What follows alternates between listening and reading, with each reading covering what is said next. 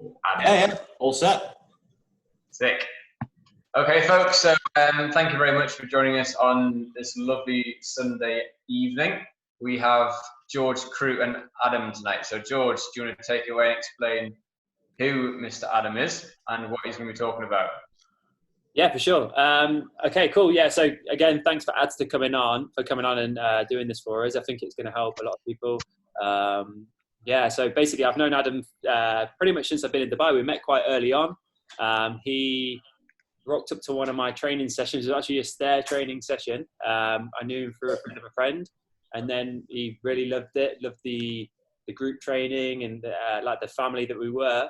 So yeah, we just became really good mates, and obviously knowing him as a good mate, I've heard a lot about this story. So I think it's going to be quite interesting for you guys to listen to and probably learn a lot from him as well, and see what the power of the mind, I guess.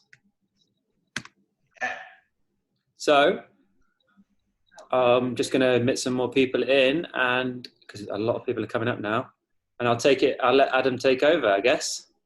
So whenever you're ready, Adam, take over. It's Adam Mayhew and the Mindful Reset. Right, yeah, thanks very much, George, for that warm introduction. So, who am I? My name's Adam Mayhew, and I'm 34 years young. I'm married, happily married to my beautiful wife, and for the last 15 years, I've been working in IT and business operations in various industries and technologies. I love running, trail running, as you can probably tell from this picture here, obstacle course racing, health and fitness, and outdoor adventures. I'm currently studying a degree in nutrition, completely opposite of IT, I know. And I love reading and I love learning. And I quit drinking. I quit drinking alcohol 2 years ago. Now, I would be lying to you all if I said that I have always lived like this. And these points here that I circled, and what you see on the right here, is only in the last 2 years. Prior to this, I only lived a different life. My perception of the world was very different. I felt average in most areas of my life. All I was doing was existing in the world. I had some goals, but no real smart goals, no real vision for my future and how I wanted to live my life. But one day, just over 2 years ago, and after 14 years of social drinking, I quit drinking alcohol. Now, I just want to be clear. I was not an alcoholic. I never was an alcoholic. I was what society would call a normal, average, or social drinker. I'd enjoy a couple of beers after work on a Thursday or Friday, and maybe enjoy a glass of wine with my meals. Most weekends of my 20s were spent binge drinking. Now, before I discuss, being mindful and quitting alcohol, I'm going to discuss a couple of key events in my life. I think that these are really important to share, as ultimately they have shaped who I am today. So, I grew up in England, in a lovely town called Knaresborough in North Yorkshire. It's in the northern part of England. This is a photo of Knaresborough. It's beautiful, isn't it? For years I took this for granted, this view. I'm very lucky to come from a loving family and a normal and happy childhood with an older brother and older sister to look up to. At school, I was nicknamed the skinny guy. And after leaving school and college, I left my family home. I rented an apartment and I got myself a job in IT. That was at the age of 18. From age 18 to 24, I was on one mission and one mission only. And this mission, I dedicated hours and hours to it. And that was to get big. I'm about 23 years old here, obsessed with lifting weights, bodybuilding, and proving to all those that called me skinny I was skinny no more.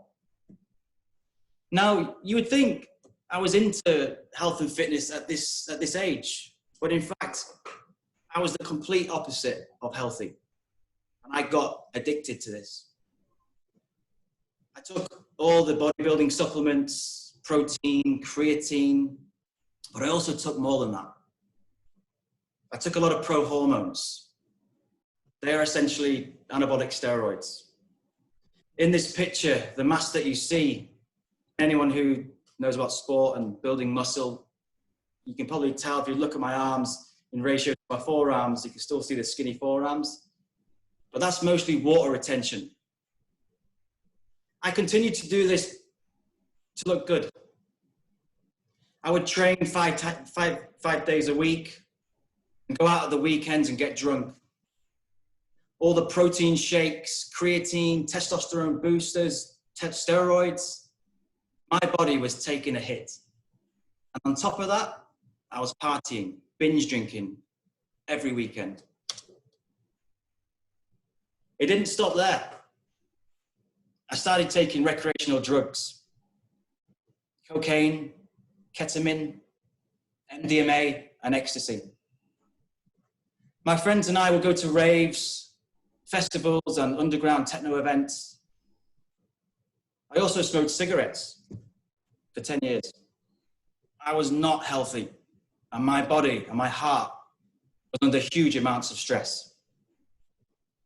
I was living a life which was made of going to work 5 days a week, driving around in a fancy company car, lifting weights in the evening, and then partying at the weekends.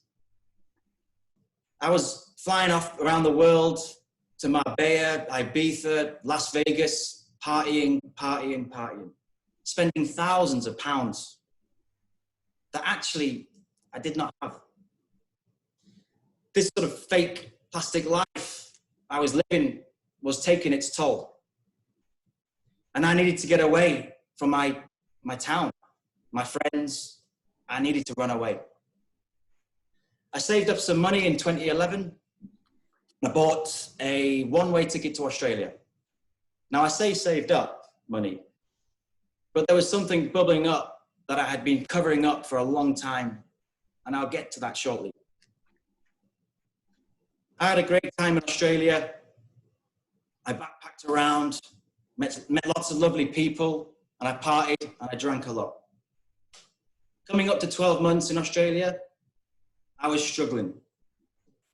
I didn't know at the time, but I was. I was starting to experience a lot of anxiety, and my mind and my thoughts were not in a good place.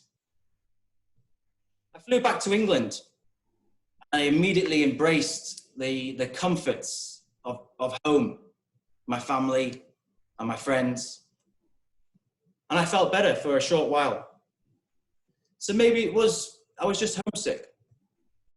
It was more than that. And at the time, some of my friends knew something wasn't quite right. And so did my family. Something was going on, and I wasn't telling the truth until one day in 2012, it completely broke me down. I hid it for a long time, and I was in quite a dark place. There I was, age 26, with no money, completely broke, and not just that. I was in £25,000 worth of debt. That's around 115,000 dirhams of debt. Over the years, I'd racked up this debt from loans and multiple credit cards to fuel my lifestyle. The realization had kicked in. Although I was living a fun life, hardworking, traveling, partying, I was living way beyond my means. Saying yes to everything, trying to please others, and keeping up with this person I created in my head and what I thought society thought of me. It broke me down further. I didn't know who I was. I started to question my worth, my being here. And at times I thought I had no value. But guess what? All I wanted to do was run away. Again, but I couldn't do it. I had no money to do it. I was trapped. I broke down in front of my parents and I told them everything. You know, I'll never forget the look of disappointment on my father's face. I remember going to church. My parents are quite religious. And I couldn't hold it together. The whole world on my shoulders. I faced the problem. I paid off all my debt. It took me 3.5 years to pay back every penny.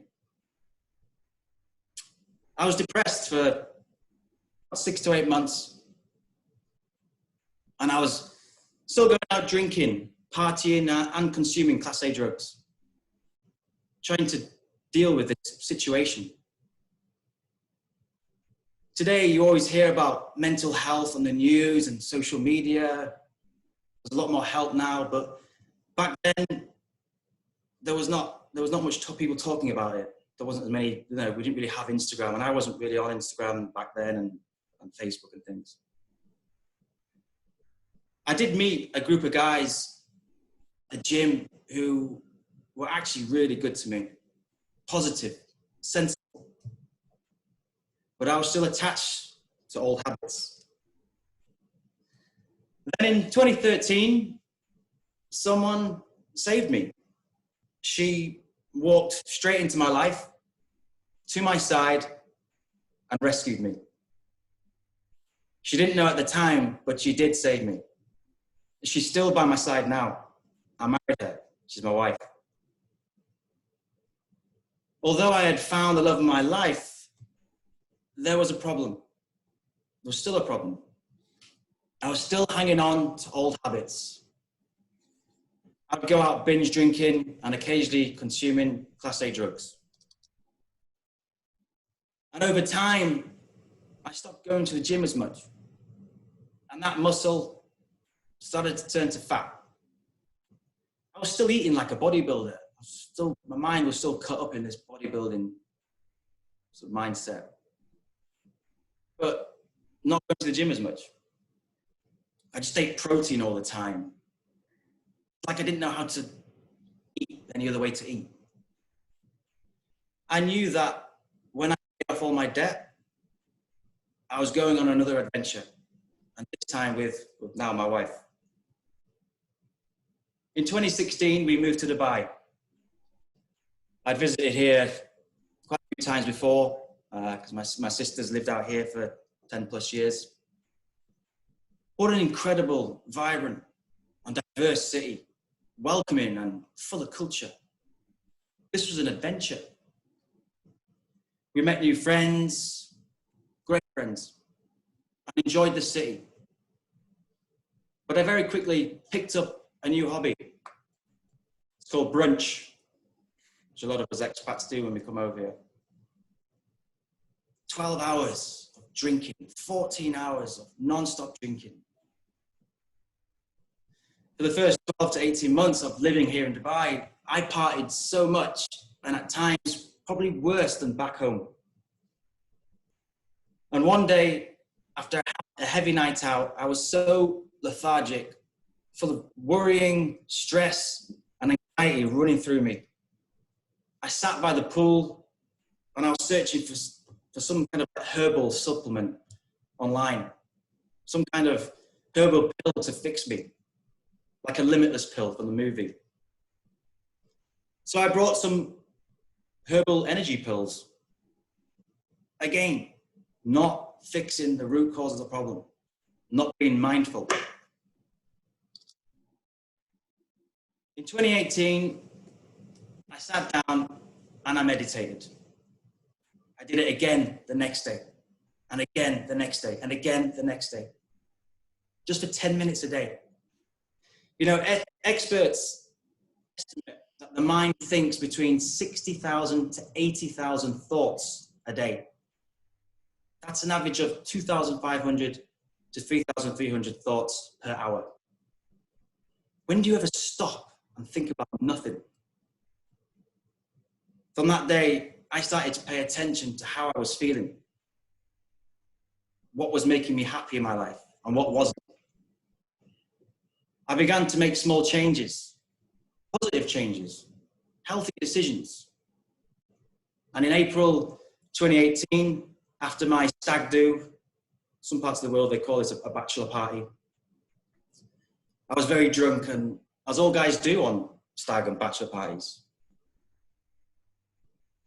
I was checking out the hotel, and I called my bride, and she asked, "How are you?" And I said, "That's it. No more. I'm done with this. I cannot drink. I cannot put this toxic poison in my body anymore."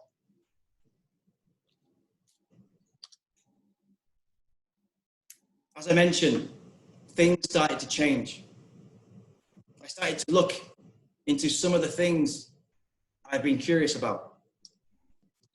I was introduced to George Crew. I asked him if I could be involved in his OCR group. He invited me to training one Friday morning to run up his stairs over and over again, carrying sandbags. It killed me. But I knew this path that I was about to go on would be a good path, and one that I would need to stay on. From there, I met lots of interesting people, athletes, surrounded myself with positive people who had goals and wanted to win at life. I trained 5 times a week. I hadn't run in over 15 years. I completed Spartan races, road races, and team events.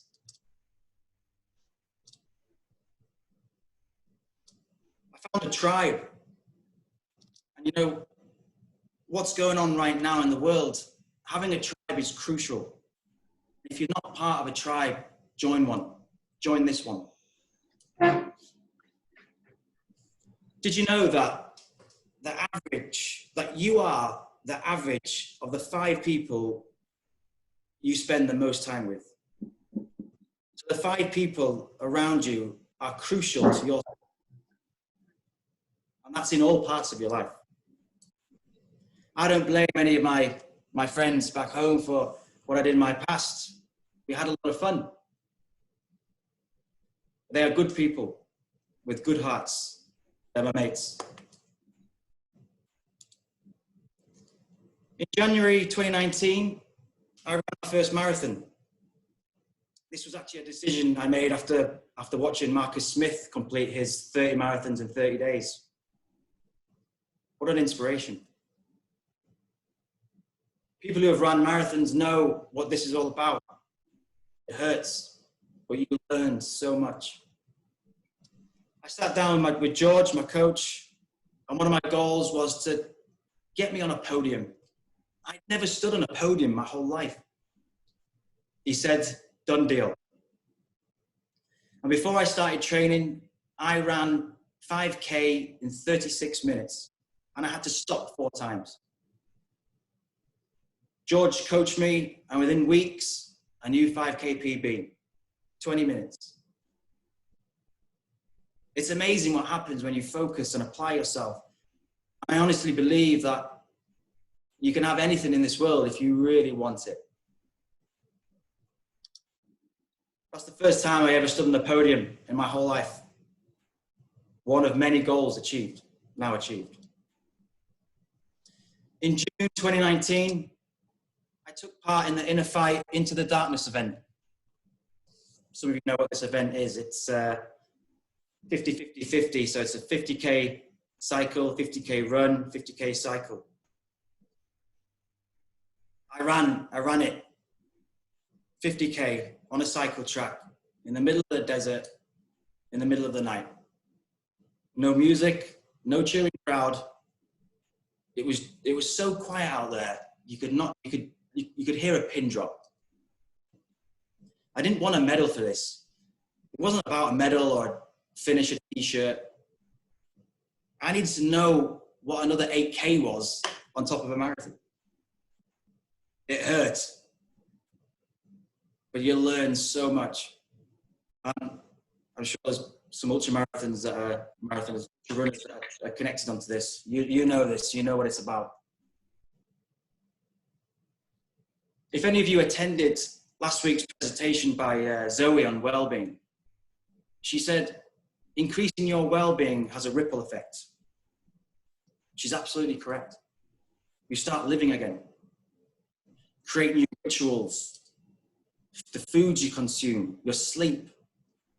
I joined the 5 a.m. club, became mindful of content I was absorbing and who I was following on social media, how much time I was spending scrolling through feeds. I never went to university, but I'm now studying a degree in nutrition. You know, it's never too late to go to university. It's never too late to learn. And every day, you get another chance to get stronger, to get better, to eat better, to live healthier, and to be the best version of you.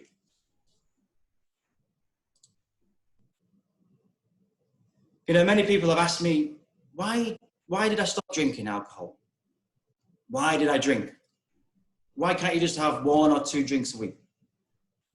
My answer is that being mindful of what I was putting inside of my body, eating, drinking, monitoring how I felt, and ultimately understanding how I wanted to live my life, I had realized that I did not like who I was when I was under the influence of alcohol.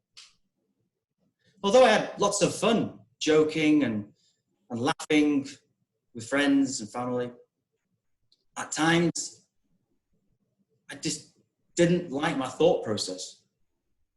I judged others and I judged myself. It caused stress and anxiety, relationship issues.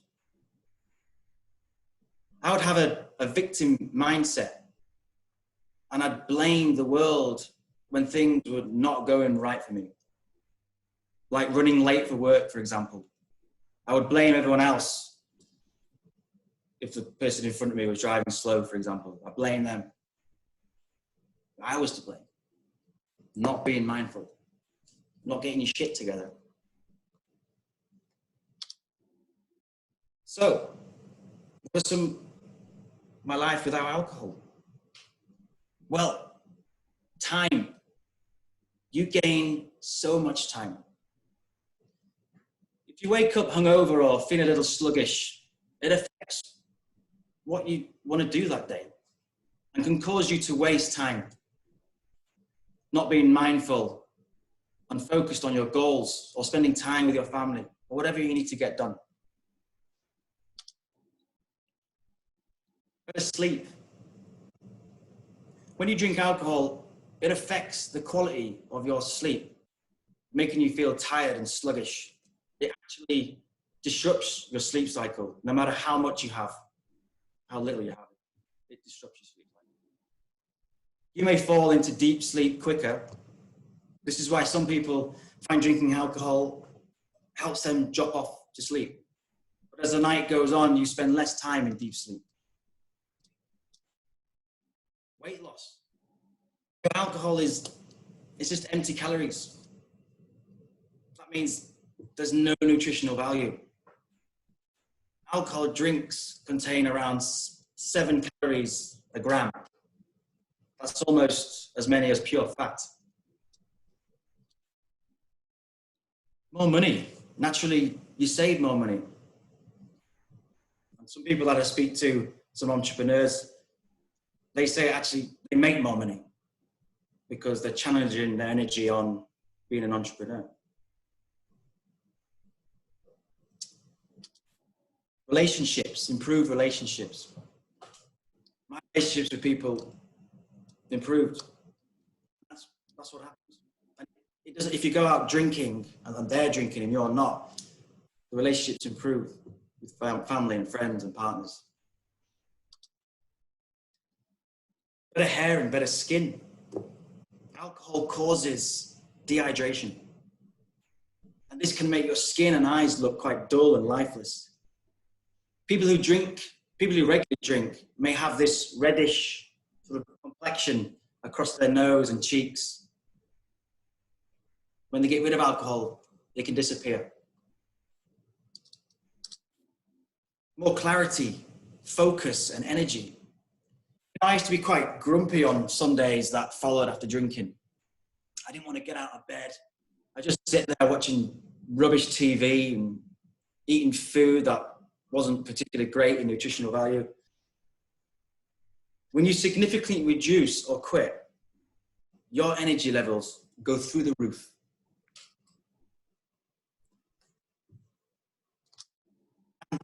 Your outlook on life may change. For me, it did. Along with mindfulness, my perception on life changed to more of a positive one. I stayed out of that victim mentality and I looked for positives and opportunities in life. There's another couple of facts here on alcohol is women who drink 3 alcoholic drinks per week have a 15% higher risk of breast cancer. I know this because my mother survived breast cancer last year. And during her chemotherapy, I did a lot of research in this area. And for men, drinking may affect your testosterone levels. Removing it increases your libido. And just on that subject, you know, men, we're brought up into this world as to be a man, you've got to drink, you've got to smoke, and you've got to eat red meat. But ironically, consuming those 3 things regularly are actually detrimental to your manhood, if you know what I mean. Now, I still go out to bars and socialize. I'm completely sober. What happens is, over time, you gain more confidence. And that confidence is genuine. It's more authentic. And conversations that you have with people are more meaningful. In the early days, I was quite worried about what my friends might have thought because I stopped drinking. The amazing thing is, they respected my decision. Even my friends back in the UK, the ones that I engaged in binge drinking for over 14 years, amazing. They just carried on talking. One last thing on the alcohol. I want to be clear. I was not an alcoholic. I was just an average drinker, just in the middle, drinking no more than my peers. I never did a dry January or a sober October, and it did not affect my career. But I was drinking way too much, like most of the planet. I'll tell you this, if you want to be an even better athlete, take a break from alcohol, guaranteed. If you want to be an even better parent, take a break from alcohol, guaranteed. And if you want to be an even better entrepreneur, take a break, guaranteed. And even is the key here, it's the key word. I'm not saying that you're not already a great athlete or a great parent, but you'll be even better when you take a break from alcohol, and that's a fact. And just on my final slide here, it's just a note on mindfulness, because ultimately most of my changes would not have been possible if it wasn't for mindfulness. And guys, I'm not an expert on this. I'm still learning. I've only been meditating for 2 years, and I don't think I'll ever stop learning. What I know about mindfulness is from my own experience of practicing it every day for over 2 years. I thought you had to get dressed up in funny clothes and sit on a special cushion. Mindfulness is about being in the present moment, aware of what we're doing, not being overly reactive, worrying about the past or future.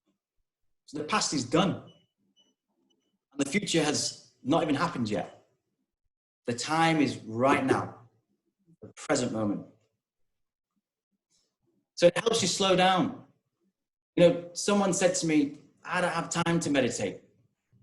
But actually, you gain time when you spend just 10 minutes a day to practice.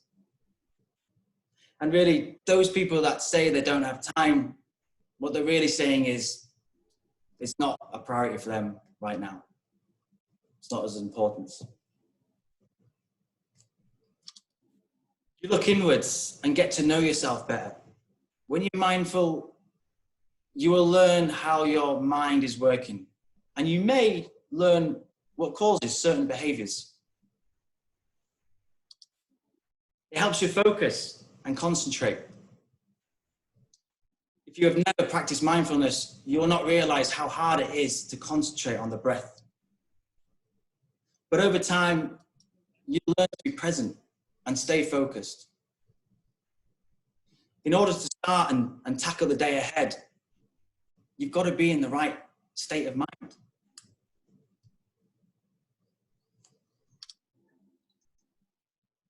It helps you stress less. It allows you to deal with your emotions and thoughts. It helps you change bad habits. Instead of letting your emotions take control and dictate your behavior, you begin to pause and choose how you want to respond.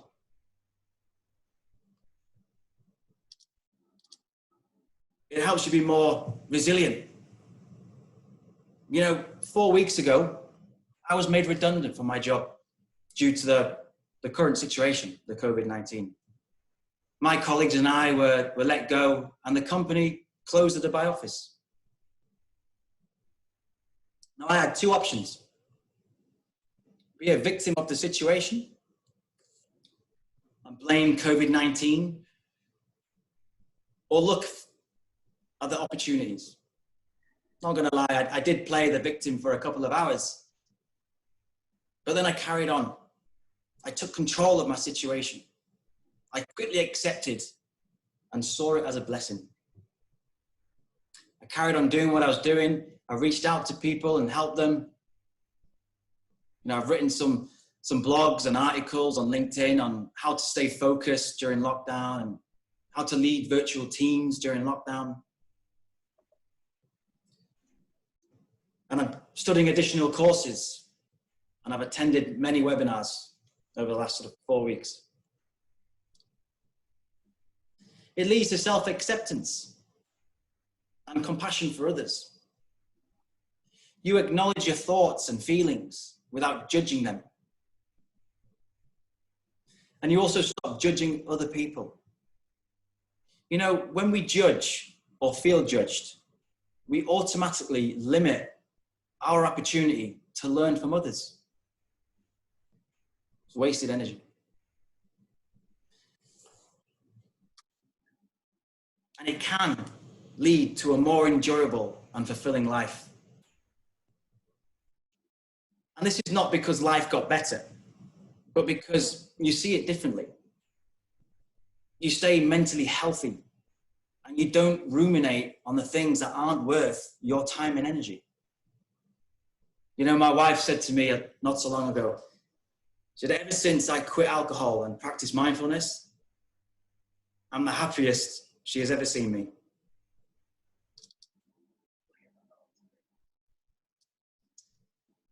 Thanks for your time, everyone. I hope you, at least a few of you, can take something away from this. If you've got any questions, I'll do my best to answer them. And yeah, there's my Instagram details. Thank you very much. Okay, awesome, Adam. That was mate, it was wicked. And mate, you nearly choked me up. I looked over at these guys here on the sofa as well, and you could see. I think they were probably a bit emotional as well, mate. So yeah, touched a lot. Yeah, gonna dig up that past, haven't you? Yeah, guys. So there's already a few questions I've seen in the chat, but if you do have any questions for Adam, just put them in there now. I'm not sure if you can see the questions, Adam, but I'll. Hang on. So the first one from Rickson is, do you miss the partying? Well, I still party, but I don't drink. But yeah, I don't miss it because I still go, but I just don't drink alcohol. But I suppose if you're saying, do I miss drinking or do I miss being under the influence of drugs? No, I don't. Awesome. And then the next question, it says it's from Tom Walker, but I'm pretty sure it's Rob Foster in his account. It says, did you just stop drinking? Do you think it's the only way to do it? So I guess that's regard to the mindfulness. What do you think? What's your thoughts? What, as in like, why? Sorry, that's the question. I'll just jump in here. Did you just, you said that you got that call from your wife in the stag do and you just went, all right, that's it, done. And then there's like a Band-Aid, right? Yeah. So, well, basically what actually happened, you see, 6 weeks, well, about 4 or 5 weeks before my stag do, I actually had an issue with my stomach and I was on antibiotics. So that was the first time I actually had 4 weeks or 5 weeks with no alcohol. So I started to see these benefits, and then I couldn't tell the guys, the stag's going to be sober. That was not going to happen. I'm dreading going, but no, we had a great time. So yeah, I knew at that point that even within just sort of 4 or 5 weeks, how better I was feeling. Yeah.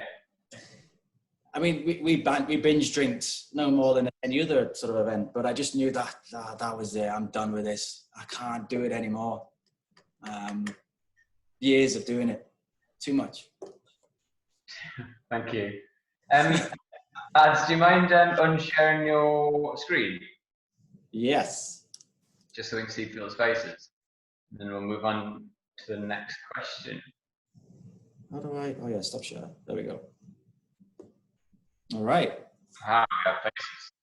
And there is, I believe, Jen wants to be unmuted to ask a question. Do I need to do that? Yes, you do, mate. Right, where is she? Aha, there she is. Unmute. I think there was a question before me though. I don't want to jump on. It's okay. We'll go back to it. You're already muted, so go ahead, and I'll come back to that. Are you sure? Yeah, Adam, I just wanted to say I'm so glad that I came on this call today, because I'm just so delighted that you shared your story. So thank you so much. I feel really humbled to have heard it. I guess there was just something it sort of really resonated there that I just really sort of wanted to share with you. And like I was on a call earlier this morning, and the host of it, they were talking about our relationship with money, and that our relationship with money can often really reflect essentially our relationship with ourselves.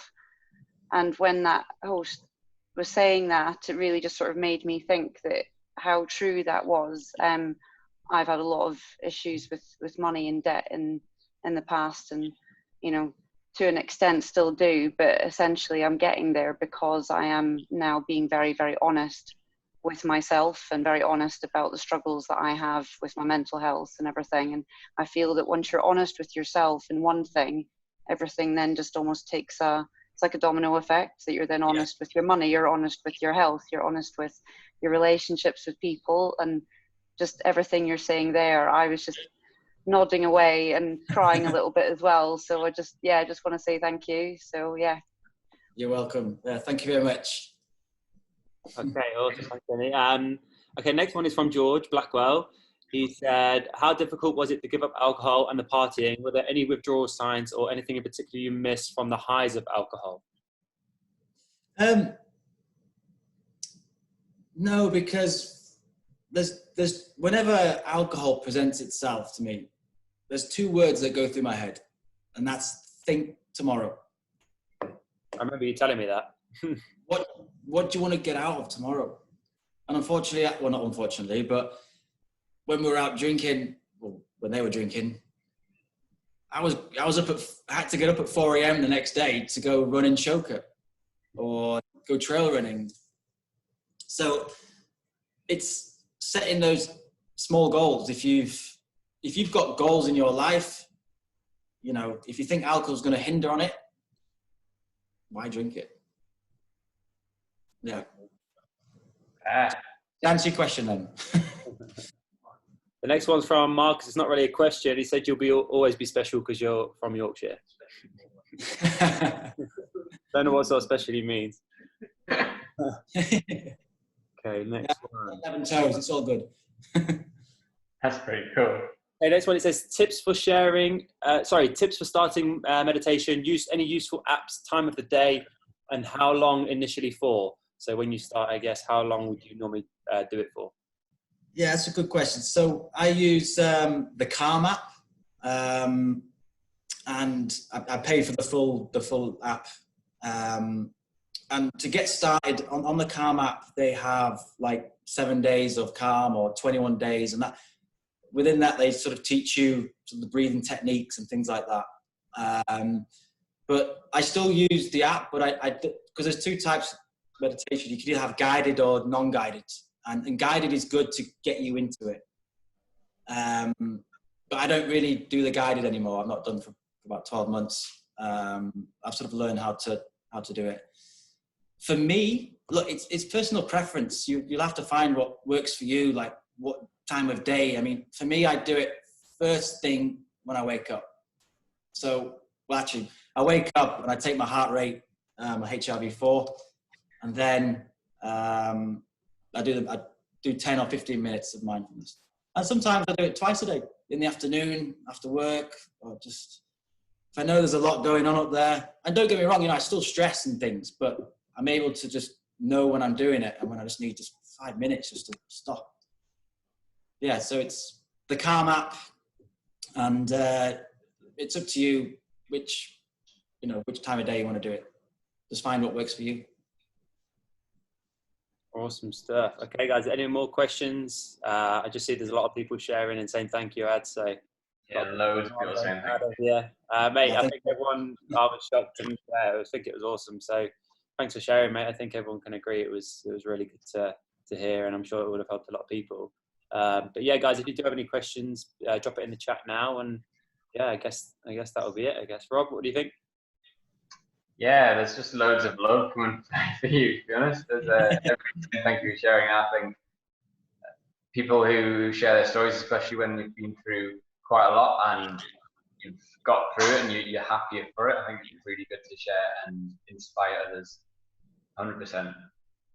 Yeah, thank you very much. Oh, awesome, man, awesome. Okay. I think it's just people saying, like, properly giving you more. Trying to sort of So guys, I'm sure if you don't want to put anything in the group here, Adam's probably open for you to reach out to him on Instagram or just drop him a private message if you've got any questions you want to know more. You might think of any questions after this that you wish you'd asked on here. Just slide into his DMs. I'm sure he'll reply. Absolutely, yeah. People, I put a post up on Instagram a couple of weeks ago, and I hit the 2-year mark. And a few people reached out then because they've tried to do it. They've tried to do 30 days with no alcohol, but they get pressured from their friends and family to drink. And I've given them a few tips to sort of how to deal with it. So yeah, if anyone's got any questions, just reach out to me. Happy to help. Awesome stuff. Okay, guys, I guess we'll leave it at that then. And yeah, again, ads from me, and I'm sure from everyone else. And Rob, I don't know if you've got anything else you want to say. No, I think I'm good. Apart from if you this is a quick plug for Tuesday for our Zone 3 question and answers. If you've got any questions about Zone 3 training, just send them into Instagram. That'd be grand. If not, no worries. But yeah, just massive thanks to Ads. That was unbelievable. Awesome. Thanks, guys. Thank you very much.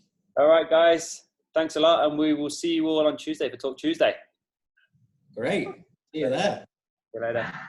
Thanks, guys. See ya. Waving to people that are on the sofa next to me. Do you